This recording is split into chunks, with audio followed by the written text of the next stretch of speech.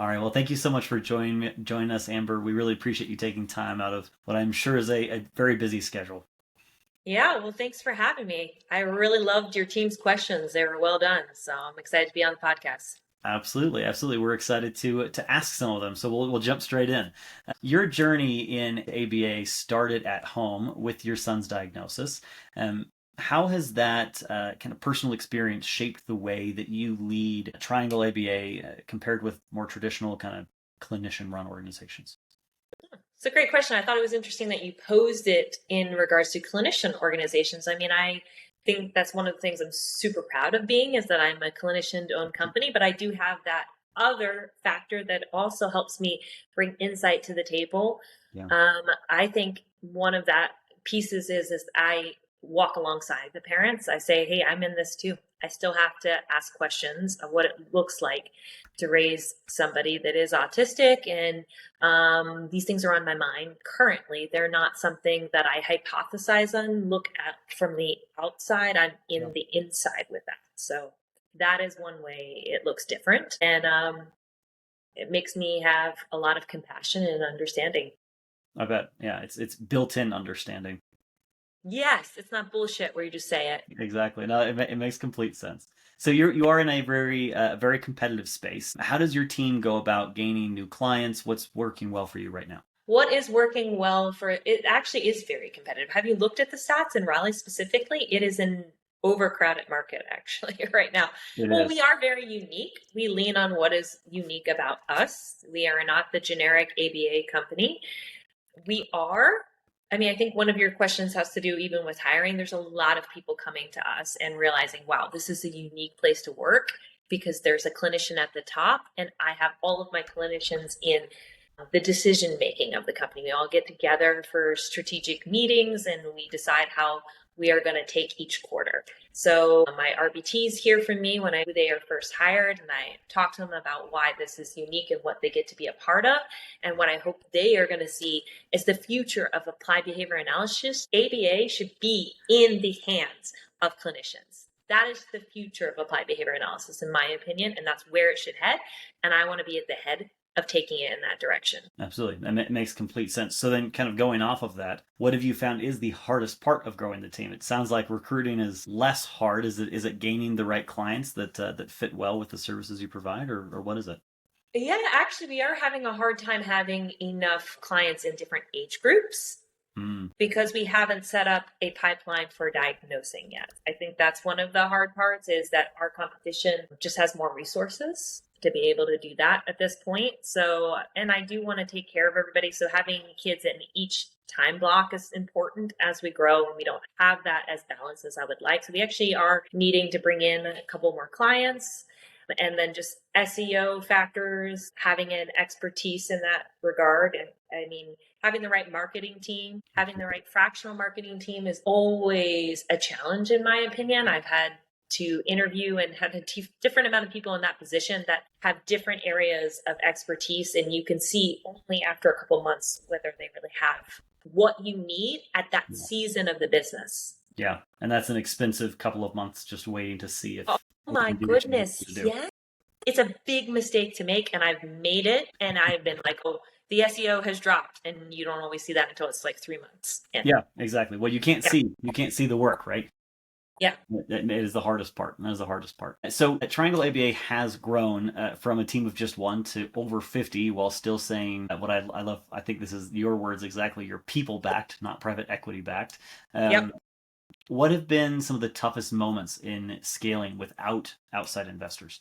I have to scale with knowing my numbers really, really well. I can't make huge, large jumps. I have to think through every decision, and we just don't buy things that you maybe look as fancy. You know, like I know this is going to sound silly, but I haven't gotten a fancy sign Yeah. because I don't think the parents actually care. Why do they care about that? And I want to spend the budget on giving bonuses to my, people, or having good materials for our clients, being able to do proper assessments. Those are the things our BCBAs really care about. Yeah. I invest a lot in setting up things for our BCBAs to have the materials to do what they need to do. And because I'm a BCBA, I actually know what it's like to run programs. We have some of the best, in my opinion, softwares and different things to help do the job as a BCBA. So I think that is why we're getting a decent amount of people coming to us being like, wow, this is so much better. That makes complete sense. That makes complete sense. And kind of going off of that, because I know how much you invest in your team, how do you choose and then invest in future leaders? How do you cultivate leaders in an industry that is so rife with burnout and exhaustion? I love that question. Well, I think a interesting thing that's going on in the ABA field that I feel like is bullshit is like people calling a certain position a leader. And I always say that isn't what a leader actually is. Anyone that is having somebody follow them because of the direction they're setting and they're following their guidance is a leader, not a title. A clinical director is not a leader. A regional director is not a leader. That's a big thing at some of my competition. That's how they say it. And I teach our staff, like everybody has the chance to show those attributes, and I want you to have that. And so that's how I develop people. I actually spend a lot of time on mindset. And I always say, no matter who we hire, I always say our core values actually mean something. If you're coming to join our team, and actually some of the people I have lost over this last year, it's very funny as they were not happy because we've been really they weren't aligned with their core values, right? So that's why they weren't happy. But it was very interesting to see some of the emails I got is they knew what their core values were. They knew very clearly. So I was like, yes, that's good. So that's how you cultivate it. You find people that really align with those core values. They want to live those out, and you do it together. And that's a big one. And understanding what leadership truly is. It is not a title. Absolutely. It's not my favorite phrase is that leadership is not a title, it's an activity. You lead people. Every time you lead someone, then you are a leader in that moment. And then when you turn back into following what's easy, then all of a sudden you're not a leader again. Doesn't matter what your title is. Yep, absolutely. Yeah. So anyone and everyone should be leading, ideally. Agreed. So kind of switching topics, you are vocal about combining ABA with neuroscience and personal growth. Yeah. How do you see brain science evolving in the way that ABA is practiced in the next 5 to 10 years? That question was really hard when I read that. Where do I see it in the field? You know what? I'll be honest with you, Timothy. I don't know that is going to break open that concept like I would probably like in the ABA field. I think it is still, it would have to probably be in combination with a neurologist or something to be able to like scan somebody's brain while you're working on behavior analytic, skills and reinforcing them. So I could see maybe it going in that direction, but the collaboration to integrate, like for me to be able to access that tomorrow, I don't know that will be in my lifetime. I think I'll be an advocate for understanding how those continually can happen. But it makes sense as you understand how the brain works, that if you reward certain things over and over again, you're going to change your brain. Can you prove that without scanning the brain? No, but it's what science shows. Absolutely. Would I like to see that combined more? And yes, I'm ready. So if a neuroscience reads this, let's do a study together. Yes. I'm ready to do it. Yeah. That's awesome. That makes sense. So we always like to ask at least one marketing question. Since we are a marketing agency specializing in ABA, what is one kind of marketing tactic that you're either watching really carefully in the marketplace right now or that you're actually considering activating for your team? Well, we're working on a campaign right now for business development. I'd like to continue to look at what tools we're using to do that in. I mean, that's not probably the answer you're looking for, but I'd like specifically to build out that in Triangle ABA better. I've never really had that as a position. I'm looking to really hire that while using a marketing team that would set up that business development professional that I would hire. Yeah.